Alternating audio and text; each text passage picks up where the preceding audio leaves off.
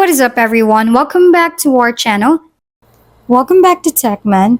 This tutorial will guide you through the process of creating a circle crop effect in Adobe Premiere Pro. This effect enhances video engagement and is commonly used in tutorial style videos. Open Adobe Premiere Pro and create a new project. Import the video or photo that you want to circle crop. Then go to the Media Browser panel. Right-click on the media file and select Import or drag the file directly into the project panel.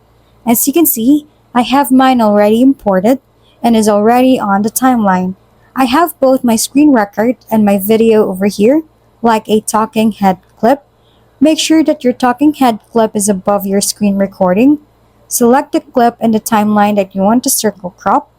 Go to the Effect Controls panel on your left side menu. Search for Circle. Click the circle effect and simply drag and drop this one on your talking head video. Then go up here to Effect Control panel. From here, go to Circle FX section right here. Start changing the blending mode to Stencil Alpha. Then go up to the radius right here, and you can increase this one to the size of your circle. Make sure that your face will be visible. Now head to the motion over here and click your talking head on this one and move your talking head clip wherever you feel right in your video. In my case, let's place it on the bottom left over here so the gameplay will still be visible. If we've been helpful, kindly give us a thumbs up and don't forget to hit the subscribe and bell button for more contents. For any questions and suggestions, comment down below.